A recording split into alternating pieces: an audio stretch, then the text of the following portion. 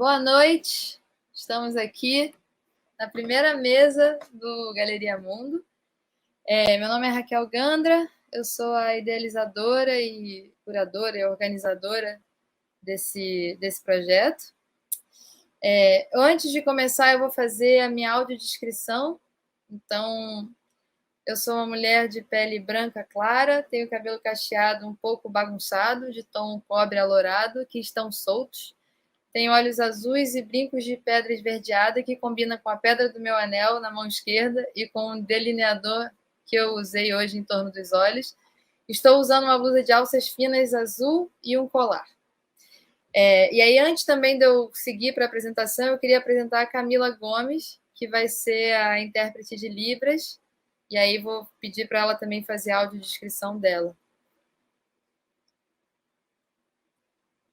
Oi, gente, boa noite. Eu sou uma mulher negra, tá? De pele clara. Uso nesse momento tranças com cachos na ponta, de cor loiro. Uso também uma blusa preta de alcinha, meio marombeira, né? E um colar que tem escrito sorte também, uma flecha de Oxóssi. Obrigada, Camila. E aí depois, enfim, quando passar para a galera, aí eles vão fazer suas audiodescrições. Primeiro eu queria agradecer o governo do estado do Rio de Janeiro e a Secretaria de Estado de Cultura e Economia Criativa do Rio de Janeiro, que foi através do edital Retomada Cultural 2, que está sendo possível realizar esse projeto, Galeria Mundo. Para quem não sabe, não conhece, Galeria Mundo é um projeto de exposições ao ar livre que está acontecendo agora, no mês de abril, em praças de 3 municípios do Rio de Janeiro. No Rio mesmo, capital, Cabo Frio e Teresópolis, e traz o trabalho de 12 mulheres fotógrafas brasileiras que estão espalhadas por 11 estados diferentes do Brasil e que têm o afeto como eixo temático. Além das exposições, o Galeria Mundo também tem oficinas gratuitas, visitas mediadas e essas conversas online ao vivo, que vão ser 3 ao longo das próximas 3 semanas, com as artistas convidadas. A galera que está fazendo a mediação nas ruas participou de uma formação online dada pelo Caio Paixão. E além disso tudo, ainda tem o catálogo que está muito lindo e está disponível na internet. Se vocês forem no perfil do Galeria Mundo, que é @interlúdica, lá no Linktree da bio, vocês conseguem baixar o catálogo. O catálogo, além de ter mais informação sobre todas as artistas que estão participando, também tem vários textos sobre o afeto de várias pessoas muito queridas. Uma delas é a Maíra Gamarra, tem o Cláudio Tebas, enfim, pessoas que eu admiro bastante. Está super bonito, eu recomendo vocês a leitura.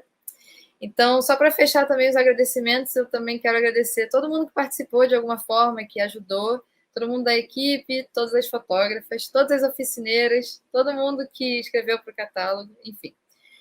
E eu queria aproveitar também para fazer um agradecimento especial. Essa semana a gente abriu a exposição aqui na Praça Sans Penha, na Tijuca, e a gente teve muito apoio da galera que mora na Praça Sans Penha, das pessoas em situação de rua, que estão sendo super parceiras e muito generosas e respeitosas, e estou assim, muito feliz assim, com o envolvimento das pessoas e também com a resposta de todo mundo que está passando e assistindo e vendo, né, a exposição. A gente teve uma chuva muito forte de sábado para domingo, que derrubou muitas das fotos, então a gente vai remontar elas amanhã de manhã. E foi incrível ver como as pessoas ali na rua tentaram manter, fizeram gambiarras, assim, tudo para manter a exposição em pé. Então eu fiquei muito emocionada assim, com a resposta que as pessoas estão dando, né? Vou só explicar a dinâmica, eu vou apresentar um pouquinho do projeto, assim, do que trouxe, do que deu, assim, deu, enfim, fez a minha curadoria, né? E depois eu vou passar a palavra para cada uma das fotógrafas que está aqui, mas só falando assim, a gente está com a Ana Mendes, a Deise Eusébio, a Daniela Pauliello, e eu não sei se a Marcela Bonfim vai chegar ou não. E depois a gente vai abrir para perguntas e comentários, mas quem tiver aí já quiser ir jogando as perguntas, a gente vai anotando e pega depois. A Galeria Mundo surgiu de uma mistura de vários desejos, ao mesmo tempo difundir trabalhos de mulheres fotógrafas, que por incrível que pareça, mesmo nos dias de hoje, ainda tem menos espaço assim do que os homens em geral.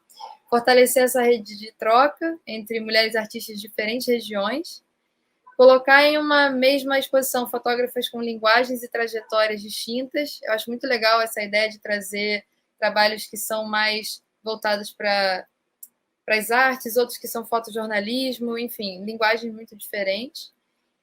E, sobretudo, trazer o afeto como um tema importante da gente tratar. Quando eu pensei no afeto, eu trouxe isso porque eu acho que ele tem uma camada dupla. Ao mesmo tempo que as pessoas associam afeto a alguma coisa bonita, a amorosidade, a carinho, eu acho que existe uma forte camada política assim nessa ideia de afeto. Como você é afetado pelo outro, ou como o coletivo afeta a gente, ou como nós afetamos o coletivo. Então, a minha busca, quando eu fui atrás de trabalhos, foi muito pensando nisso. Assim. Então, os trabalhos de todas as pessoas que fazem parte do Galeria Mundo trazem diversas maneiras de pensar o afeto diferente.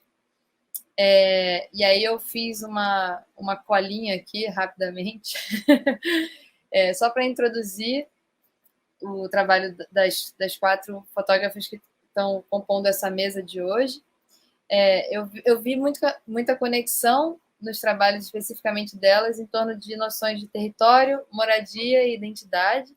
No caso da Ana, me chamou muita atenção que, apesar das fotos virem de diferentes comunidades e grupos, elas trazem questões de cuidado com a terra, do cuidado com o outro, da importância do coletivo na luta pelos direitos, e tudo isso muito atrelado ao reconhecimento do direito pela terra e da tentativa de quebrar preconceitos em relação às comunidades indígenas. Ela tem um trabalho super bonito chamado Pseudo-Indígenas. Algumas das fotos que a gente está mostrando fazem parte desse trabalho.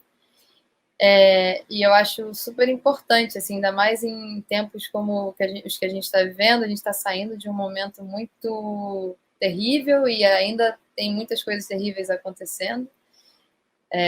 Então, acho muito importante trazer um foco de atenção para esse tema. No caso da Deise Eusébio, a gente está mostrando algumas imagens do trabalho Moradas dela, que traz questões também de moradia e de autonomia de mulheres que são chefes das suas famílias, que também estão em busca do direito pelo seu próprio espaço. Também tem um certo nível de precariedade nas imagens, mas também muita alegria. Então tem esse contraponto entre o orgulho e a alegria das pessoas retratadas, que é uma coisa que eu já poderia trazer até como conexão com o trabalho da Dani. Ela traz esse trabalho Águas Blancas, que mostra a importância também do protagonismo dos moradores locais em espaços que são cada vez mais europeizados, como certas praias paradisíacas no México, e o cuidado com a prática de retratar o outro, de modo a trazer eles para a imagem com carinho e com respeito, reforçando e reconhecendo essa sua autonomia e protagonismo. E no caso da Marcela, tem várias camadas também nas fotos delas. Eu acabei não trazendo muito nessa curadoria as personagens. Ela tem um trabalho super bonito da Amazônia Negra, só que eu acabei trazendo mais fotografias relacionadas ao garimpo, ao desmatamento, mas também à moradia, em determinados lugares que estão literalmente à margem dos rios, mas também à margem geográfica. E acho que fica muito claro também a inventividade e a criatividade dessas pessoas que moram à beira, de certa forma, e tudo isso também muito atrelado a uma necessidade de reconhecimento desses espaços e dessas pessoas. Camila, desculpa se eu estou falando rápido. Eu queria. Mas eu acho que é isso. Eu vou passar a palavra, então, agora na ordem da apresentação que eu fiz. Então, a primeira pessoa vai ser a Ana Mendes.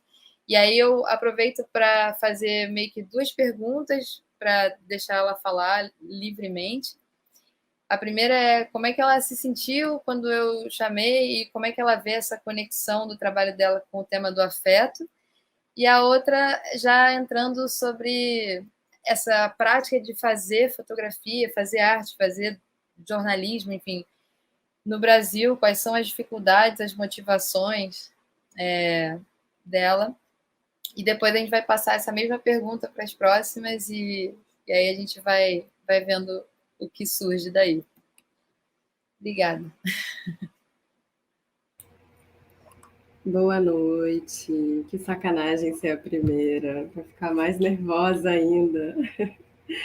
Vocês vão passando as fotos conforme eu falo? Vai ser isso, né?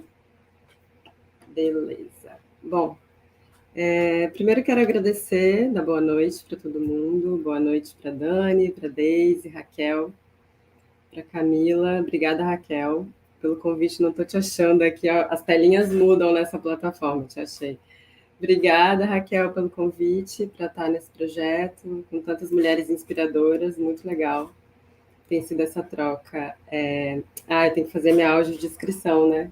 Eu tenho uma colinha aqui. Bom, eu sou uma mulher branca, com os cabelos castanhos escuros, meus olhos são da mesma cor também, castanho escuro. Meu cabelo é um cabelo cacheado bem cheio, mas nesse momento meu cabelo está preso num coque no alto da minha cabeça. Eu tô com um fone de ouvido preto na cabeça e uma cadeira gamer atrás de mim. Tô bem gamer aqui nesse meu escritório. E eu tô com um colarzinho, nem sei se dá para ver, mas é meu Muraktan de proteção aqui, que eu ganhei de presente da Nayara. Tá sempre comigo. Bem, Raquel, eu acho que quando você fez esse convite para participar desse projeto, enfim, sobre a temática afeto, eu achei que tinha tudo a ver com o meu trabalho, assim. Eu trabalho documentando povos e comunidades tradicionais. Basicamente é isso que eu faço outras coisas também, mas, enfim, faço esse trabalho muito na perspectiva do João Roberto Ripper, né? O Ripper, ele é a minha escola de fotografia, né? Uma escola que eu aprendi na prática. E o Ripper tem essa metodologia que ele chama de bem-querer e fotografia compartilhada. Então, o bem-querer ele está exatamente questionando, né, a história da fotografia, a história da comunicação, que trabalha a imagem de pessoas em situações de violência a partir dos estereótipos, né? É uma revitimização dessas pessoas, e o Ripper questiona muito isso com essa metodologia que fala que que o fotógrafo e o fotografado tem que ter uma linha de bem-querer, né? Que entre o fotógrafo e o fotografado há que ter bem-querer. E a metodologia da fotografia compartilhada, que também é uma metodologia de bem-querer, ela fala sobre a gente compartilhar o nosso material bruto com as pessoas fotografadas. E isso é super questionável, assim, é um assunto bem polêmico dentro da fotografia, porque é como se fosse, sei lá, nem sei dizer, né? Mas os fotógrafos, eles têm um apreço pelo seu material bruto, e o Ripper, ele justamente coloca o material bruto à prova, assim, para que as pessoas possam selecionar junto esse material que vai a público, né? Justamente para que elas tenham uma imagem que elas concordem. O Ripper, ele tem um exercício muito interessante nas oficinas dele, que ele pede que a gente fotografe uma pessoa que a gente ama e que a gente faça autorretratos.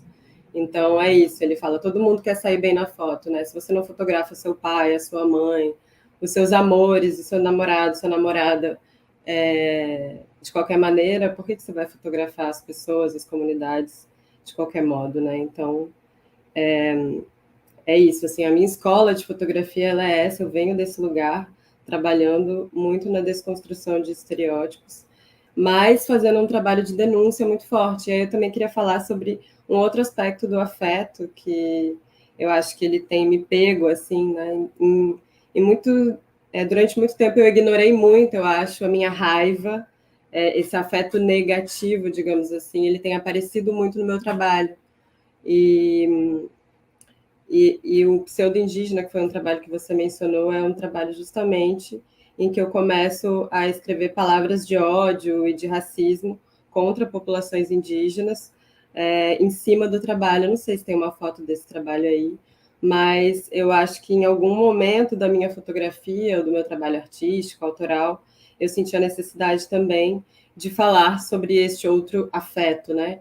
Que é a raiva, que é a indignação, que a gente é atravessado por isso quando está fazendo documentações junto a populações, enfim, que estão sendo vitimizadas, que estão em luta por direito, por terra, por território. E as populações indígenas, as populações tradicionais no Brasil, infelizmente, ainda estão nessa situação.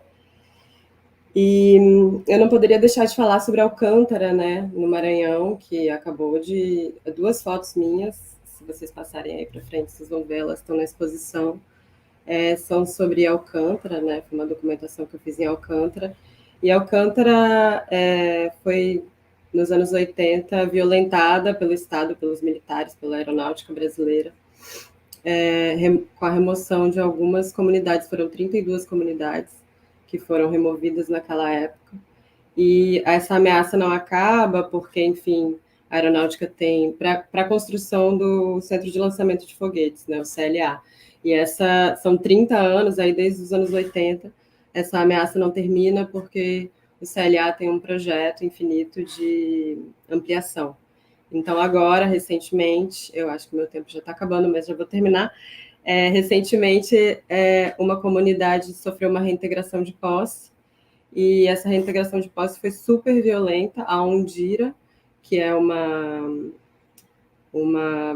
enfim, uma quilombola, essa é a foto aí de Vista Alegre, essa é a Rayane e a Tayane. Essa foto é de 2015. As meninas hoje já estão já vai fazer daqui a pouco, né? Daqui 2 anos vai fazer 10 anos essa imagem. Então essas meninas já são adolescentes, assim. Então, na época eu estava visitando essa comunidade justamente pelo perigo das remoções e pela violência emocional, psicológica, enfim, histórica que essa população vem sofrendo. E hoje elas são adolescentes e estão... Na época, talvez elas nem soubessem, né, o motivo pelo qual eu estava lá, embora as crianças saibam muito bem o que está acontecendo, mas são gerações e gerações violentadas em Alcântara, né? Essa reintegração de posse da Polícia Federal atingiu com uma bala de borracha na cabeça de uma criança, que é a filha da Ondira, que é uma pescadora que está com uma rede, é uma das imagens que está no projeto também. A filha dela está super traumatizada, eu estava conversando com ela, a menina tem 4 anos, e não pode mais ver um carro passando, que ela fala, a polícia está chegando e vai me atingir e tal. Então, eu acho que quando você fala em afeto, né, quando você fez esse convite a respeito do afeto, para mim tem sido necessário, urgente também, eu trabalhar o afeto a partir dessa perspectiva. Eu tenho muita raiva, sabe? Eu tenho muito ódio, muita indignação, e eu não vou deixar de falar sobre isso mais, assim, inclusive colocar isso no meu trabalho, com muito respeito, obviamente, e às comunidades, mas dizendo, afirmando quem são os violentadores, né, desses corpos. Enfim, o Estado brasileiro, nesse exato momento, está totalmente omisso, e a imprensa, né, a fotografia, a comunicação, o Estado estão totalmente omissos ao que está acontecendo em Alcântara nesse exato momento, e isso está me indignando bastante, não podia deixar de falar. E acho que eu falei bastante já, talvez eu vou passar a palavra para as outras meninas. Essa é a Ondira, e depois a gente continua com as perguntas do público e o debate que vier. Obrigada, gente. A Nath que está fazendo a operação, pode seguir direto para a próxima, que aí a gente, eu acho que é a Deise ou a Marcela, não sei quem é que está na apresentação com o próximo. Se for a Marcela, você pode pular, mas se for a Deise, você pode deixar. Vamos ver. Ah, é a Daisy, pronto. A Daisy pode também começar falando. Essa coisa de eu jogar essas perguntas é mais um estopim, vocês são livres para falar sobre o trabalho de vocês, sobre, enfim, outros aspectos também que eu posso não ter mencionado. Eu tô adorando ter essa oportunidade também de ouvir vocês, e então sinta-se livre para transformar do jeito que você achar melhor.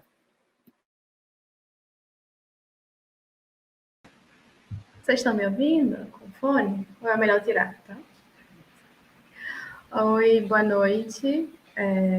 Meu nome é Daisy Eusébio. Eu sou negra, pele média, negra média. Tenho cabelo escuro, crespo, volumoso na altura dos ombros. Ele tá solto. Eu tô com uma regata cor de pele, bege, mais ou menos. Tenho os olhos castanhos escuros. E acho que é isso.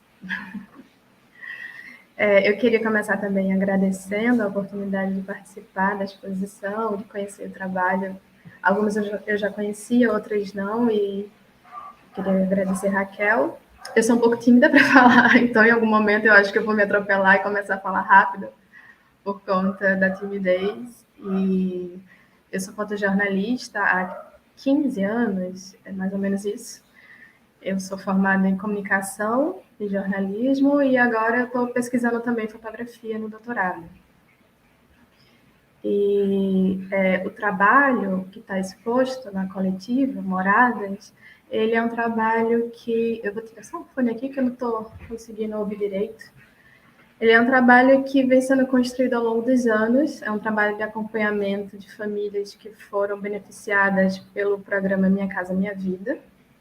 E, assim, entre várias críticas que eu tenho ao projeto, principalmente o processo de gentrificação que ele costuma desencadear por conta de tirar as pessoas de áreas centrais e colocar em áreas mais afastadas, ele tem esse critério, que é um critério no qual as mulheres elas têm prioridade na escritura da casa. A prioridade é que elas sejam as donas da casa. E o motivo desse critério é porque, de uma forma geral...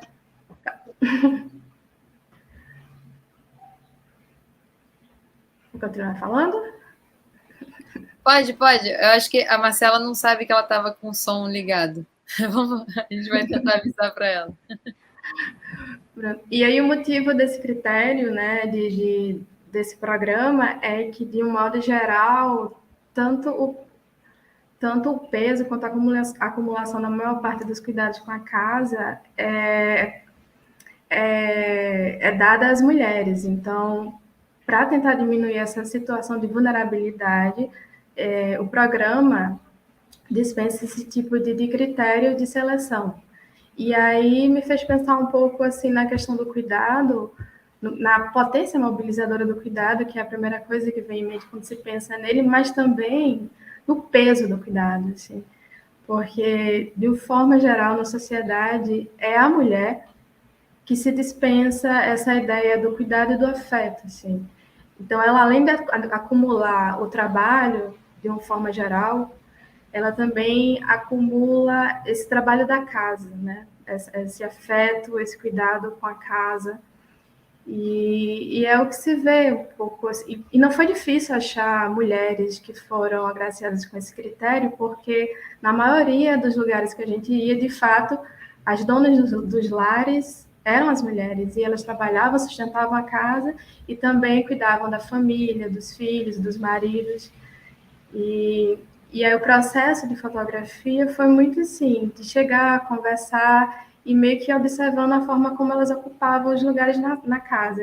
Eu não fiz nenhum tipo de direcionamento ou de muita direção, era mais assim, de ficar esperando a forma como elas iam ocupando esses espaços na casa, como elas se comunicavam e se relacionavam com as pessoas que estavam dentro da casa.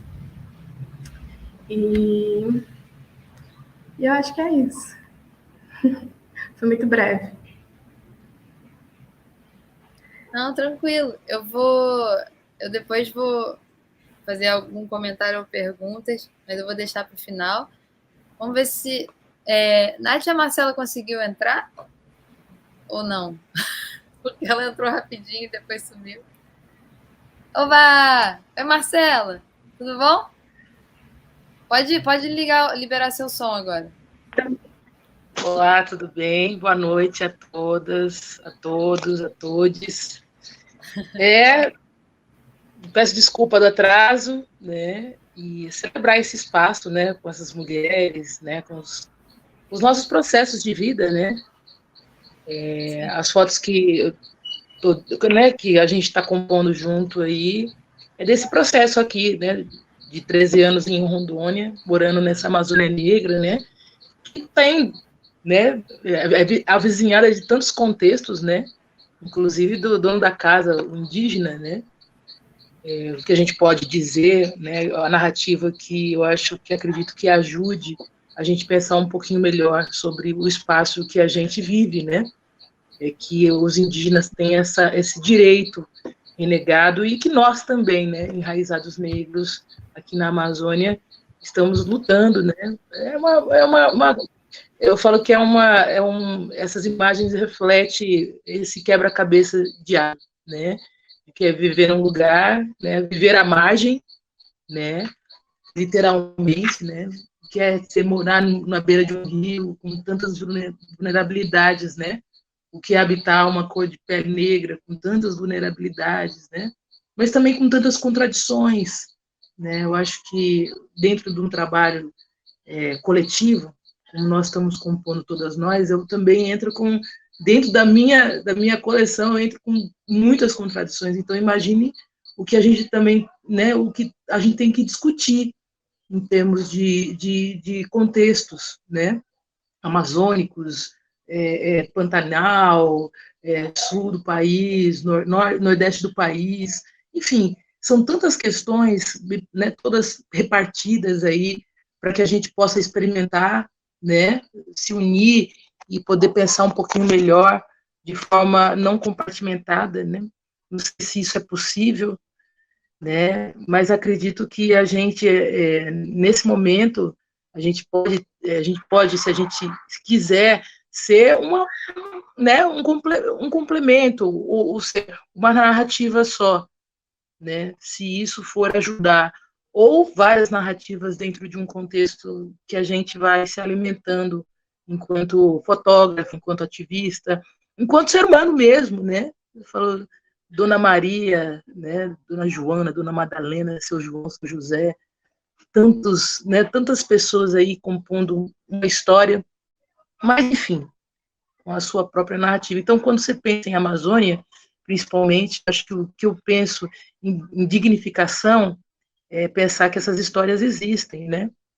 Essas pessoas comuns, elas também escrevem histórias, sem escrever, né? Só respirar, né? E até, às vezes até não, né? Tudo depende. Eu acho que uma questão de existência. Hoje eu repenso meu trabalho, né? Enquanto pessoa mesmo, enquanto pessoa que circula no mundo e capta algumas imagens, né?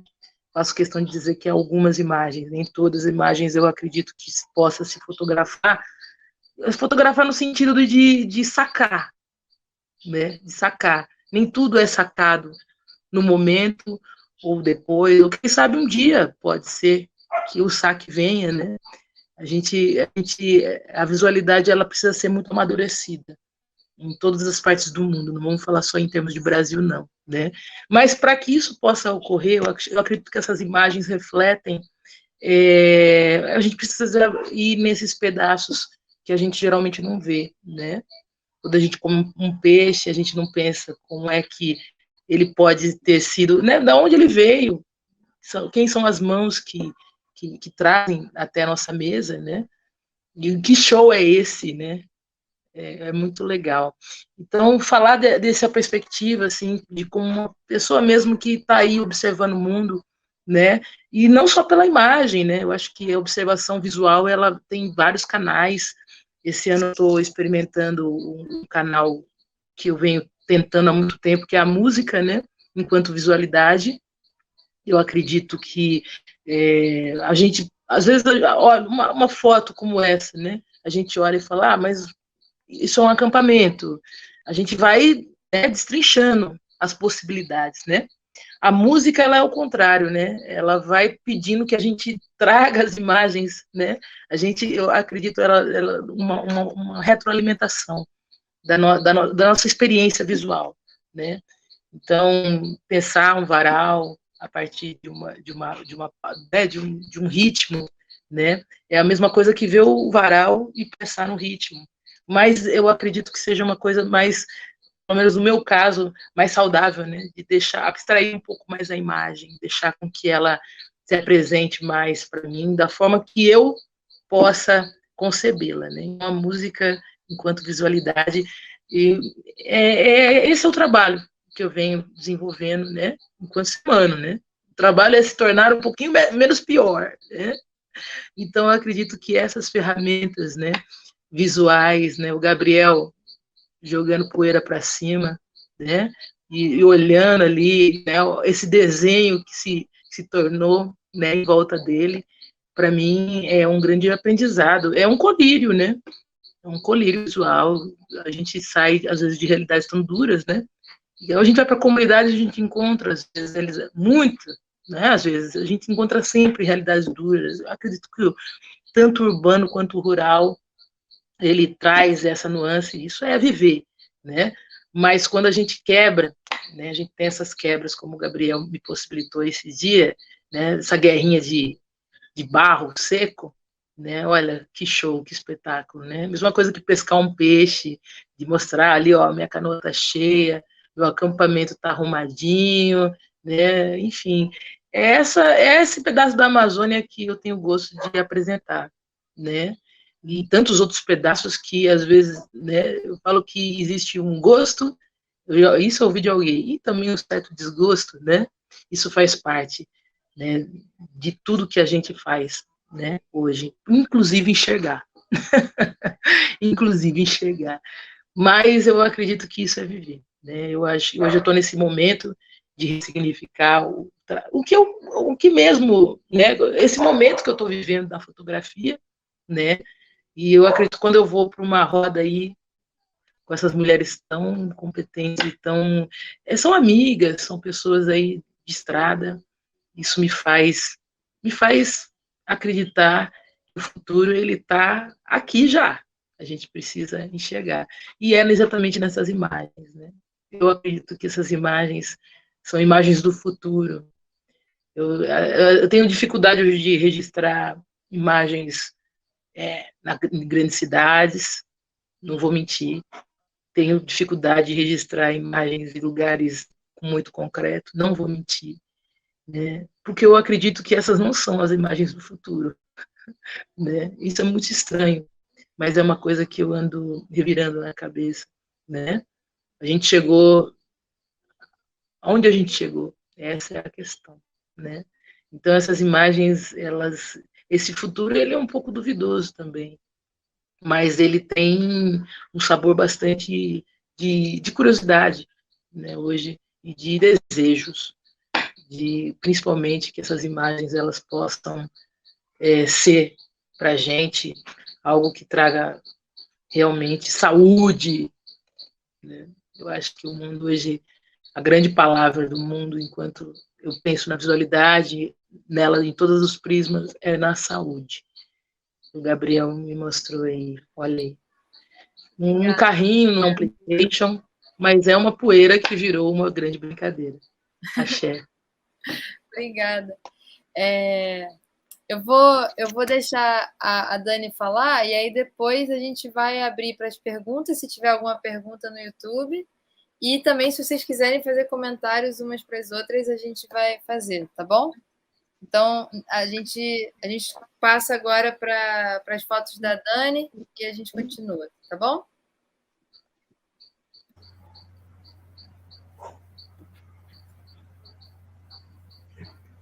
Boa noite, todo mundo. Eu sou Daniela Pauliello, vou fazer minha audiodescrição. Sou mulher branca, de pele clara, cabelo longo, ondulado, louro, e olhos verdes, estou com óculos preto e uma blusa preta de manga. Primeiro, eu queria agradecer muito a Raquel por esse convite, assim, fiquei muito feliz de participar da exposição e dessa mesa também com fotógrafos que eu acompanho o trabalho já há um tempo e sempre admirei muito, e foi uma oportunidade muito boa também de conhecer mais, assim. Então, esses dias pesquisei mais sobre o trabalho de todo mundo, assim, fiquei bem feliz de, enfim, estar aqui e poder trocar, né, um pouquinho mais. E acho que são, enquanto fotógrafos, né, são pensadoras da imagem, pensadoras que pensam pela imagem, né, através da imagem. Eu acho que isso é muito legal também da gente pensar. E aí, bom, acho que indo um pouquinho nas questões que a Raquel trouxe, primeiro eu fiquei muito, muito animada, assim, quando a Raquel chamou e trouxe essa questão do afeto. Eu pensei na hora nesse trabalho, assim, sem ela falar nada. E é um trabalho que eu nunca tinha exposto, nunca falei sobre ele, inclusive. Já tem 3 anos que ele foi realizado. E aí, quando eu falei com a Raquel... É daqui. Marcela? Pronto. Não sei se... Pronto. Pode ir. E aí, quando eu falei com a Raquel, eu falei, eu queria expor os retratos, né, de Água Blanca. Ela falou, eu pensei nesse trabalho também. Então, vou contextualizar um pouquinho. Eu, na verdade, assim, eu tenho uma trajetória de trabalhar mais de 10 anos com fotografia, mas muitas pessoas conhecem mais, né, assim, costumo falar mais do meu trabalho de alta performance para a câmera, com a natureza, com a escuridão, mas tem esse trabalho também de retratos, que é uma pesquisa que eu venho desenvolvendo há um tempo também. Então, é uma oportunidade bem legal também de poder falar sobre isso. É um trabalho que eu fiz no final de 2019 e início de 2020. Eu fiquei 2 meses em Água Blanca, que é uma comunidade que fica no sul do México, no estado de Oaxaca, no município de Puerto Escondido, no Pacífico mexicano, né? Então, tá bem no sulzinho ali. E aí eu estava fazendo um doutorado sanduíche num programa de bolsa da CAPES, na verdade, desenvolvendo um outro projeto, e aí, enfim, chegando lá e conhecendo um pouco mais da praia e da comunidade, eu decidi fazer esse trabalho de retratos e representando o turismo local, né, o turismo mexicano, buscando criar um pouco desse espaço de aparição que trouxesse uma visualidade, né, do litoral mexicano que não fosse atrelada a um turismo branco, europeizado, americanizado, de corpos brancos e estrangeiros, né, como é o Caribe. Né, o Caribe é extremamente tomado por esse turismo. Até algumas praias do Pacífico também, como Mazunte, já começam a ficar um pouco invadidas. Né? E aí é bem interessante porque essa região do México, os terrenos não podem ser vendidos para estrangeiros. Então, você não tem resort, você não tem grandes hotéis, né? Isso é uma forma muito legal, assim, muito interessante de conseguirem preservar também, né? Então, uma região que ainda não tem uma ocupação turística externa, estrangeira, hoteleira tão grande, né? Essa indústria turística, ela não é tão extrativista, tão violenta. Então, eu fico 2 meses nessa praia, saindo todos os dias, no fim do dia, para fazer os retratos. E é um processo, foi um processo muito, muito interessante, assim. Como eu estava fotografando para um outro projeto, muitas vezes as pessoas me viam com a câmera e pediam para fazer um retrato. Né? Então, e aí um retrato puxava outro, né? Então, isso que eu acho que vai estar muito, muito ligado assim, com a questão do afeto também. Como que a fotografia ela funcionava ali como uma produtora de relações, né, como uma desencadeadora de acontecimentos. Eu gosto muito de pensar o potencial da fotografia, muito mais que como registro, mas desse potencial dela criar, né, situações, criar relações, celebrar espaços e reafirmar espaços. e as pessoas, elas, enfim, faziam o retrato, elas viam a imagem, e aí chamavam a família, e aí ia aparecendo várias pessoas, falavam, me fotografa com a minha mãe, agora com o meu filho, e aí várias, né, assim, enfim, era uma grande rede de contatos ali que iam surgindo, e celebrando esse espaço de lazer, esse espaço de ocupação dessa praia por famílias mexicanas, né? Então, algumas vezes eu pedia, né, eu abordava as pessoas para explicar o projeto, mas grande parte das vezes elas me pediam, assim, então era muito interessante ver esse desdobramento, né? E aí também sempre enviava as fotos, né, para as pessoas, e tinha uma reação muito legal, as pessoas já atualizavam as imagens no Instagram, no WhatsApp, e fazia também esse processo de pedir autorização da imagem, né, e explicar um pouco mais do uso das imagens e do projeto. Eu acho que é isso, né? Assim, acho que a fotografia, nesse caso, a gente está falando de um espaço que não é um espaço, uma situação de vulnerabilidade social, mas que a gente traz essa celebração, essa reafirmação e produção de laços, né? Então, acho que, enfim, um pouquinho desse processo, né?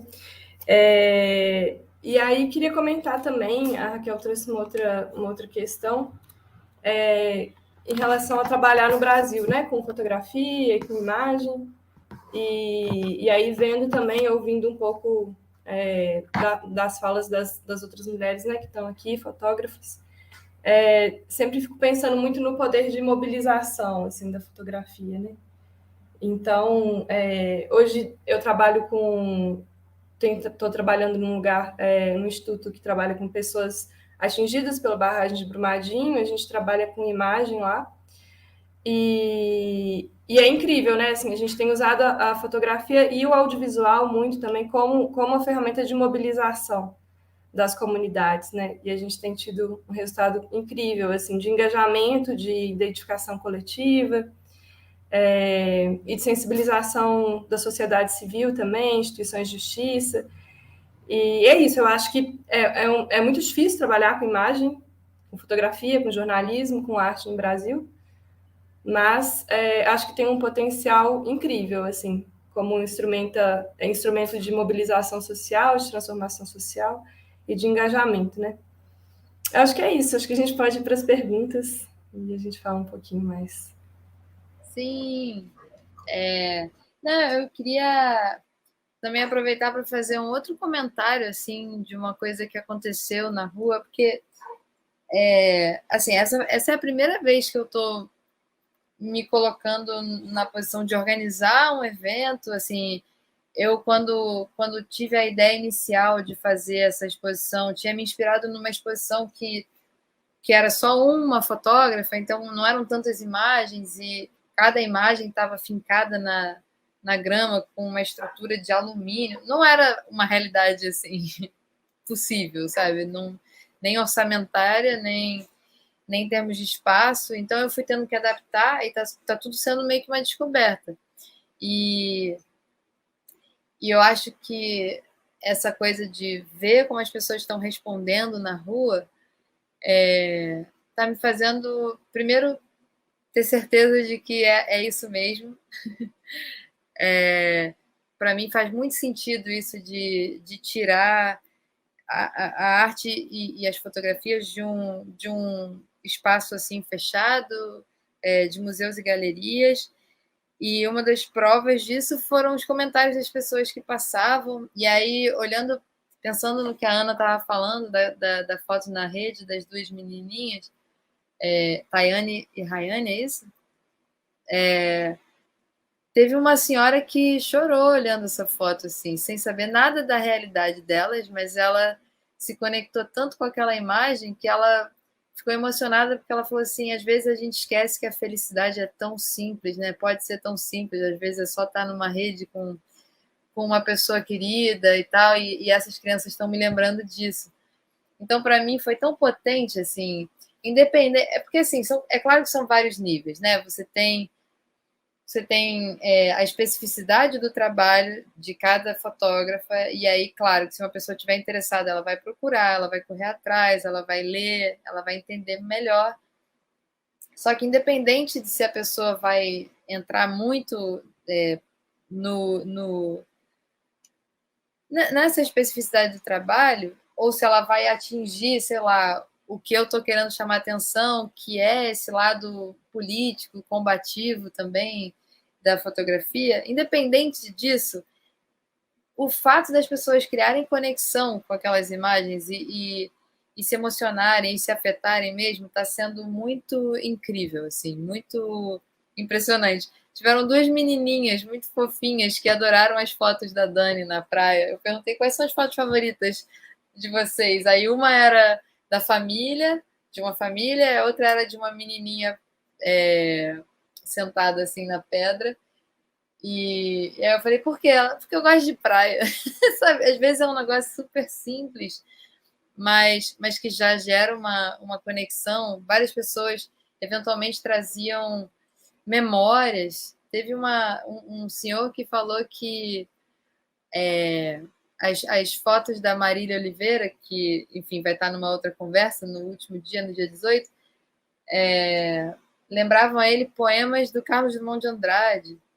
E, enfim, e tudo isso também para falar que um outro ponto que eu acho que tem muito em comum em vários dos trabalhos, se não todos quase, é essa ideia do cotidiano e desse afeto que está no cotidiano e de todas as camadas que vêm junto, assim, desse cotidiano.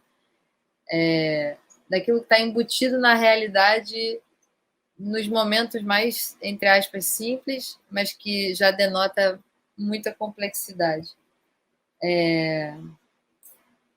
Eu acho que é isso. Nath, você vai botar as perguntas na tela para a gente ver? Sim, tá bom. Eu não vi o YouTube, então vai ser tudo surpresa para mim. Bom, então o Pedro Clash deu boa noite. Boa noite. Ah, pode repetir onde eu pego o catálogo? Perdi a informação. Posso. Se você for no perfil Interlúdica no Instagram, você vai Raquel, ver. você está sem áudio. Ai, sumiu meu O que áudio? aconteceu? Não? Estou vendo. Ah, então. Não, eu tô com áudio, você não tá me ouvindo. Bom, enfim. E a Marcela tá na sala, eu acho. Mas, enfim, tá confuso. Mas olha só, Pedro, se você for no link do Instagram, no perfil Interlúdica, você vai ver na bio aquele Linktree que você clica e o primeiro link ali é para baixar o catálogo. Acho que é isso, tá? Não sei se eu posso comentar isso. Não vou, não posso, porque eu não tenho como, não estou no YouTube. Mas é isso, é só você ir no. Tá, deixa eu ver. Talvez no decorrer da live, mas gostaria de saber como foi feita a curadoria sobre o projeto, como foi o mapeamento dos lugares para expor. Então, a curadoria foi muito pensando, assim, foi uma busca para mim também. Algumas pessoas eu já conhecia, o trabalho da Dani eu já conhecia. O da Ilana Barra eu já conhecia, o da Marília Oliveira eu já conhecia, mas foi como eu tinha esse desejo de sair da minha zona de conforto também, ou de um lugar de pessoas que já faziam parte, sei lá, de uma rede próxima, eu fui pesquisar na internet através de catálogos, de mostras, de reportagens, de várias coisas diferentes para tentar chegar no trabalho de outras pessoas. Então, algumas foram indicações. No caso da Daisy, foi um catálogo que eu vi de fotógrafos da Paraíba e só tinha ela de mulher. Todos os outros fotógrafos naquele catálogo eram homens e só tinha ela de mulher. E eu gostei muito do trabalho dela. Aí fui falar com ela no Instagram. E Então, eu acho que foi um pouco isso. A Raquel Bacelar, na Bahia, foi também uma pessoa que eu não conhecia. A Ingrid Barros, eu também não conhecia, lá no Maranhão. E aí eu tinha pedido também indicação de pessoas lá do Maranhão. Foi um processo assim meio orgânico, várias ferramentas diferentes. Existe esse grupo Mulheres Luz, que também é uma rede de mulheres fotógrafas. Eu também acessei esse site para poder conhecer melhor o trabalho das fotógrafas. Eu vi outras fotógrafas, mas que eu talvez não senti que se encaixavam tanto no tema do afeto do que eu estava querendo. Então foi uma busca, assim. E aí você está perguntando, a partir disso, você definiu como seria o projeto expositivo? Foi pensado junto com as artistas? Não, o projeto expositivo surgiu antes, assim. Essa ideia de fazer nas ruas e nas praças ao ar livre foi, na verdade, a primeira ideia. Foi isso. Uma vez eu vi uma exposição fotográfica num parque.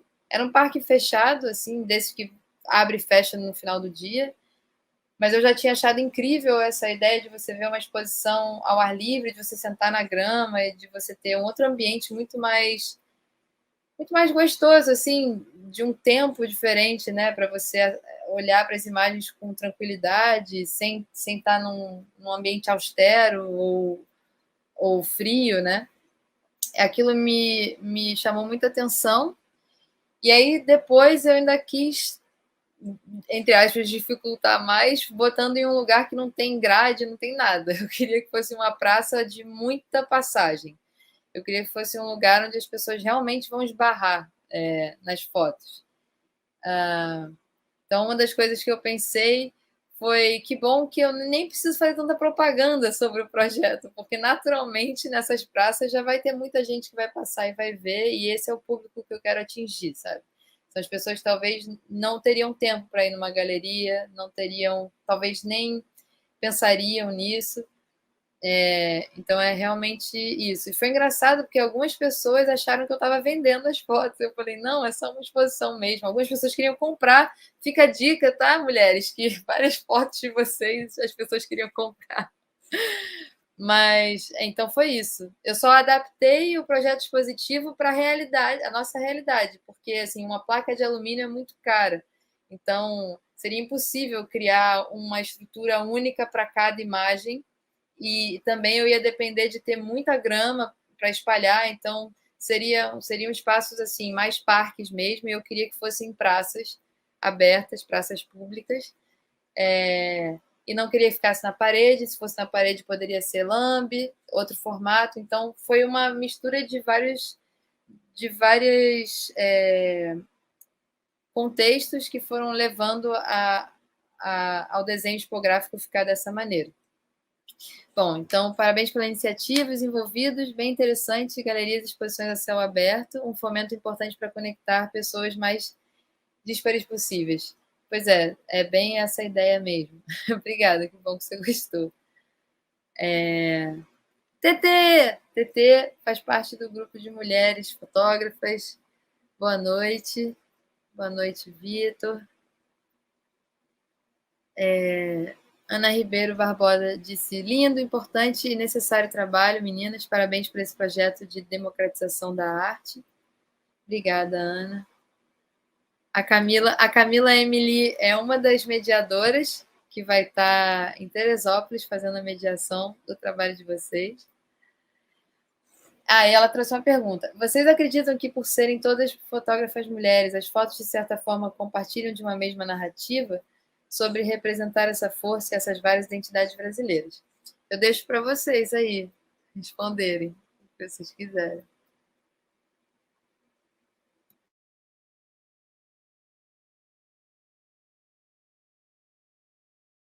Quem quer ir primeiro? Eu sou corajosa. Marcela abriu o som. Vai, Marcela. Eu sou corajosa. Eu acredito que não. Aliás, tenho certeza que não. Né? Pelo fato de sermos mulheres, homens, eu não vejo diferença e também nem muita igualdade.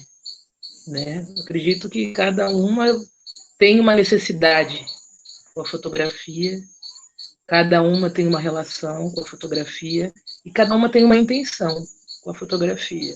né?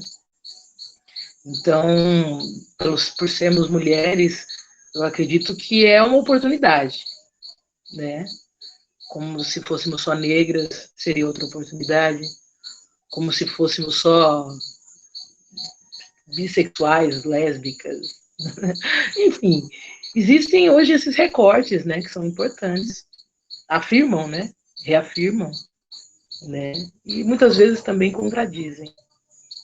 Né? E é importante sempre ter dentro desse rol de questões as contradições, sempre, né? Então, eu acredito que não, eu acho que é muito particular. O Brumadinho, quantas pessoas tem fotografando, né? Na questão das barragens, né? Existem muitas mulheres, né? Poderia citar várias, né?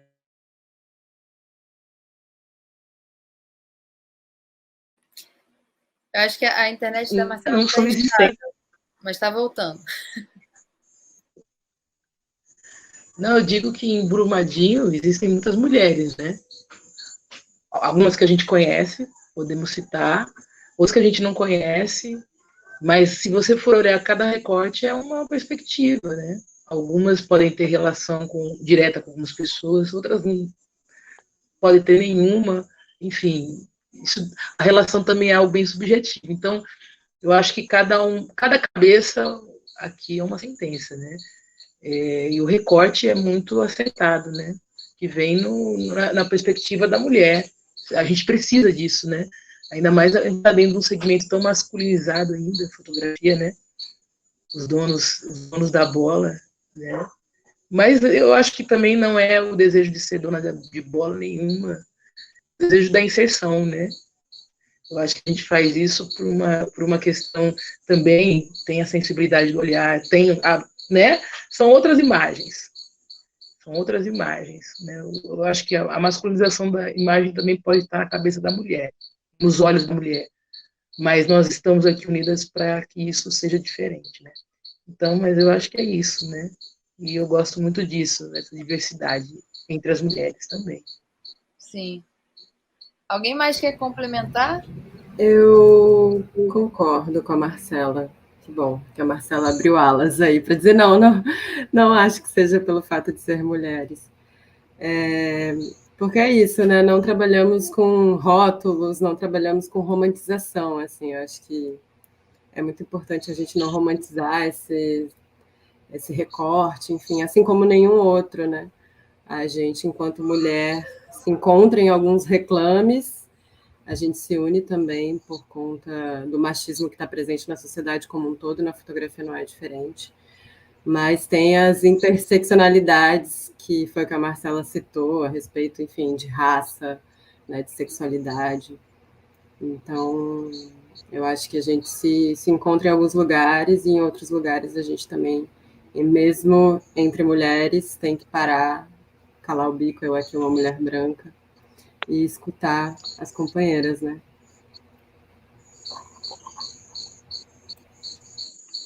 Mais alguém quer complementar? Eu concordo também, eu não acho que tem necessariamente um modo de ver específico feminino da mulher. Na verdade, eu acho que o que me parece que o que liga, de um modo geral, as fotógrafas e as fotografias que estão na exposição é uma vontade de criar uma visualidade, uma narrativa que não seja reprodução de estereótipos. Assim, eu acho que me parece mais uma busca por criar esse novo modo de narrar dessas imagens, seja imagem de violência, que não seja reprodução de violência, mas ao mesmo tempo a gente precisa falar da violência. Então, quais possibilidades narrativas de narrar a gente tem que não seja reproduzir e violentar ainda mais?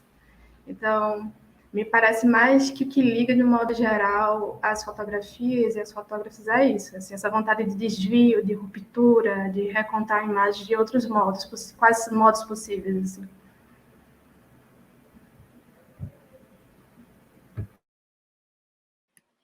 Sim, muito bom. Concordo com vocês. É engraçado isso, porque eu lembro que quando eu pensei que a gente ia fazer essa mesa, primeira coisa que eu pensei foi: eu não quero fazer nenhuma pergunta que comece com vocês como mulheres. Tipo, eu lembro de. Não é nada contra esse tipo de pergunta. Eu acho que vai acontecer e é natural. Só que é também uma coisa que acaba, de certa forma, restringindo o debate, às vezes. Mas brigadão, Camila, pela sua pergunta. Eu achei ótimas respostas, então foi maravilha poder falar sobre isso. A Mariana está dizendo que bom escutar vocês. E me lembrei da pessoa que passou pela manhã enquanto estava. A Mariana é produtora, tá, gente? Ela estava junto comigo na montagem. Me lembrei da pessoa que passou pela manhã enquanto estava acontecendo a montagem. Ele resolveu voltar no final do dia para ver o que tinha acontecido. Várias pessoas estavam indo para o trabalho e voltando à noite também. Obrigada, o projeto é lindo. Que bom. Amanda está falando: parabéns, queridas. Projeto lindo e necessário para os tempos atuais.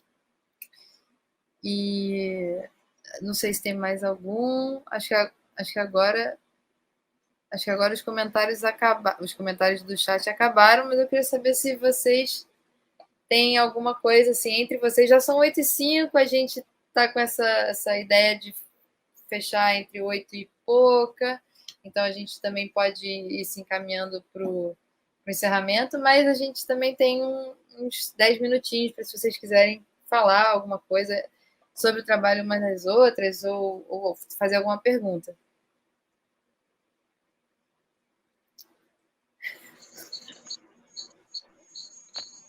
Agradecer o espaço aí, agradecer a companhia dessas mulheres. Todos esses tempos aqui em Rondônia, sem viajar, foi o primeiro trabalho que eu viajei pela internet, né?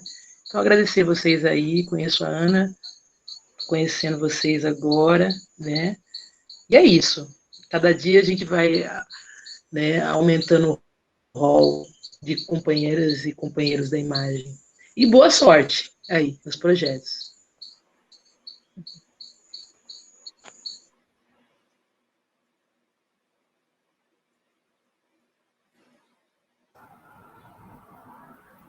Raquel, queria colocar uma questão, assim, se alguém quiser comentar, mas eu tenho pensado muito assim sobre as formas de apropriação que as pessoas que são fotografadas podem fazer das imagens, né? E aí não sei se alguém, enfim, tem talvez algum relato. E aí pensando em várias possíveis formas de apropriação, né? Pensando em devolução, como que o fotógrafo, a fotógrafa podem devolver, né, essa imagem, mas como que ela é apropriada também. Não é, porque acho que não é só sobre devolver, né? Mas como que essas imagens impactam, às vezes, na comunidade, ou quais são as formas de uso, sabe? Pode ser desde atualizar um Instagram, um WhatsApp, como aconteceu muito no meu caso, né? Que eram imagens muito ligadas a um espaço de lazer e tal, mas que podem ter um uso político também, né? Muito grande, acho que em outras situações, assim. Então, fiquei curiosa, assim, para saber se tem relatos, assim, ligados a essa apropriação. Dani, hoje mesmo eu estava conversando com o pessoal de Alcântara. Tem um morador de lá, dessa comunidade que foi atacada, né, pela Polícia Federal, que ele está reunindo documentos sobre a presença dele no território dele, né, coisa linda. Ele tem que provar para o Estado que ele é morador daquele lugar há um tempão, assim. Eu não estou acompanhando de perto o passo a passo de como está sendo o processo no âmbito legal, mas o que ele está me dizendo é que estão tentando, digamos que, desqualificar a identidade dele, né? A identidade quilombola, mas, enfim, a identidade enquanto uma pessoa pertencente de Alcântara. E aí, não é um caso de uso, mas eu estava dizendo para ele, confirmando com ele se em 2015 ele estava no território, na comunidade, e se eu tinha fotos dele, assim, porque realmente faz muito tempo que eu fui lá, e eu não me lembrava, enfim. A exposição me reaproximou dessas pessoas online, assim, né? Eu tinha ido lá, e Alcântara é um lugar que tem 300 comunidades, então eu realmente não me lembro mais de algumas pessoas, e a exposição foi muito legal, porque eles me encontraram, a gente se encontrou online. E aí eu estava falando com o Moisés, que seria muito legal se eu tivesse fotografado ele. Não fotografei, mas que seria muito legal porque seria mais um documento para ele poder provar para o Estado que ele é, enfim, o legítimo morador daquela comunidade, né? Então, acho que o nosso material cumpre muito esse papel, assim. Um outro exemplo que eu gosto muito de dar nesse sentido é que o Ripper, ele tem, né, essa metodologia de devolução do trabalho. Então, ele estava fotografando os Guarani Kaiowá, que eu fotografei também durante uns bons anos. Antes de 88, o Ripper estava lá. E aí, eu não sei se vocês conhecem aquela tese do marco temporal, que ela, enfim, ela é uma tese aí que ainda está em disputa, né, mas que está querendo afirmar que os indígenas não podem reivindicar o seu território tradicional se eles não estivessem ocupando ali depois de 88, assim, né? Se eles não estivessem nessa data específica, que é a data da nossa Constituição. E o Ripper, ele tem esse material anterior a 88, de algumas comunidades, e eu me lembro de ter conversado com organizações da gente recolher esse material, que já está, né? Já está no Conselho Indigenista Missionário, universidades, organizações e associações indígenas e indigenistas, mas de como é importante esse material para ser utilizado como prova, saca? Essas coisas que o tempo todo essas pessoas realmente estão sendo questionadas, e, enfim, né? Estão o tempo todo querendo tirar os direitos delas, e eu acho que é muito importante a gente conseguir, outra coisa que o Ripper bate muito na tecla, a gente conseguir identificar o nosso material, arquivar o nosso material, porque é isso. Quando a gente morre, quando a gente vai embora, para onde vai esse material, né?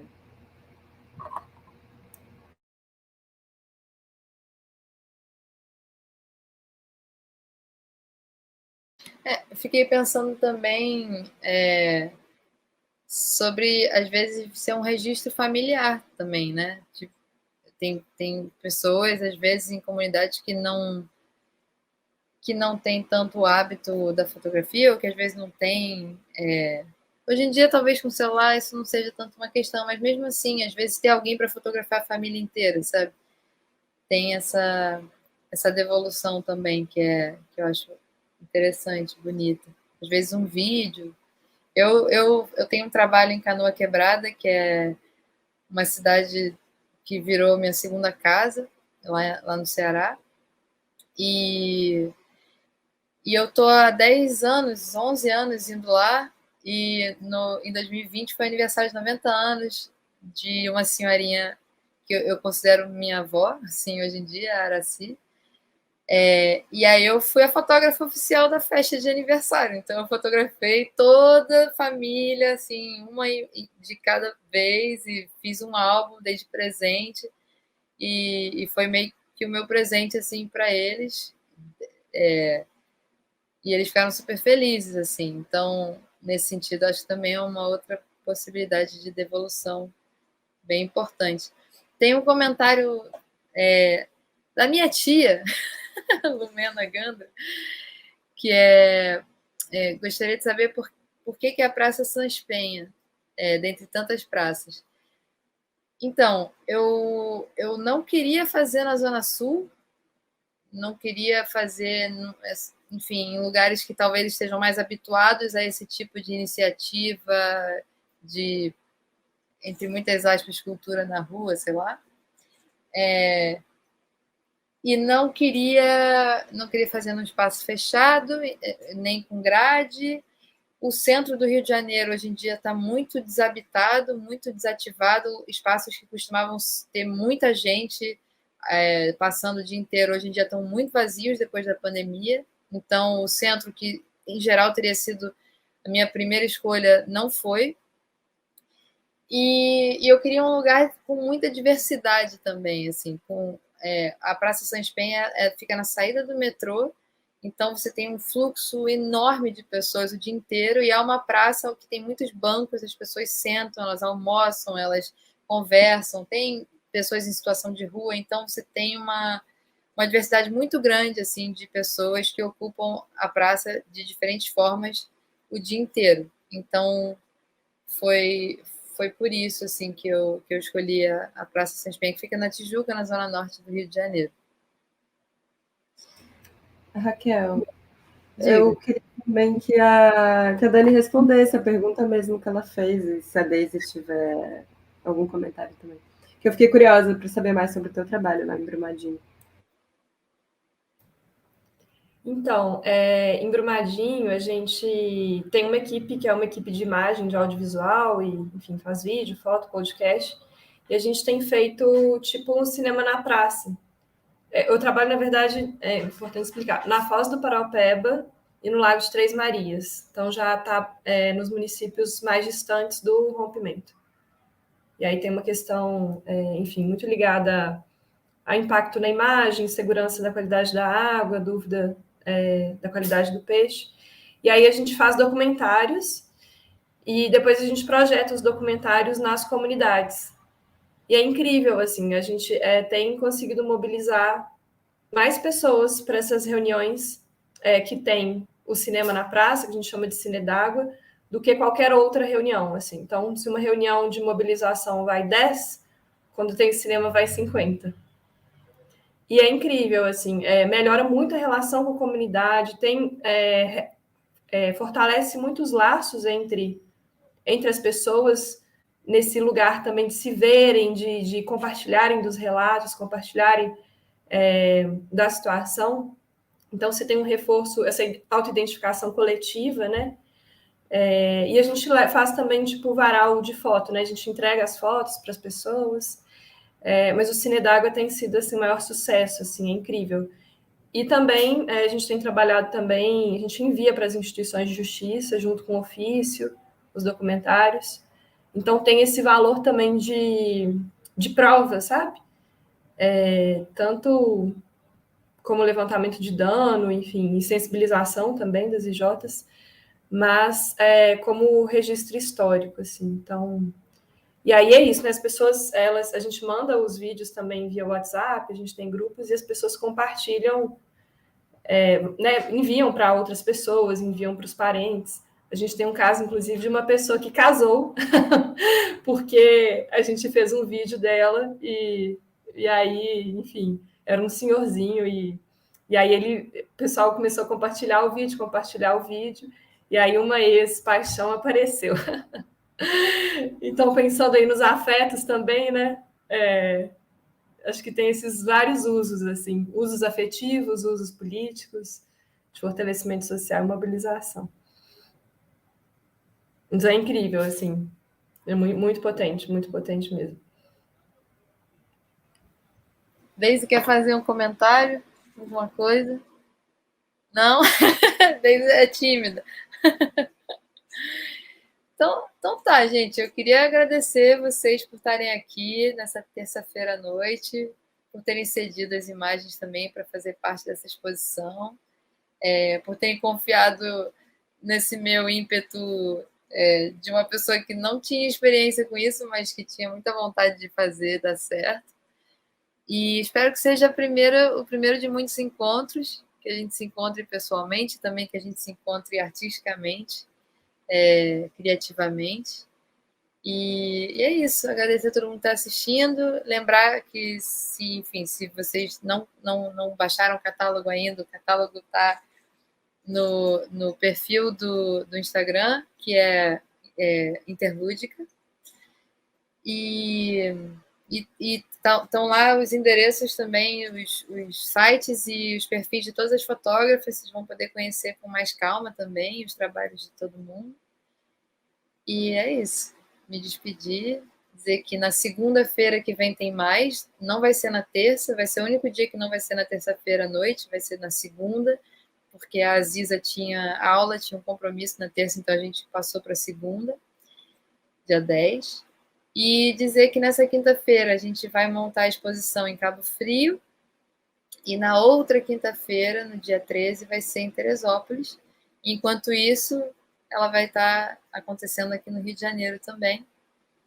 A gente vai remontar ela amanhã, depois da chuva, ver se a gente deixa ela mais forte para não cair de novo. É isso. Obrigada, gente.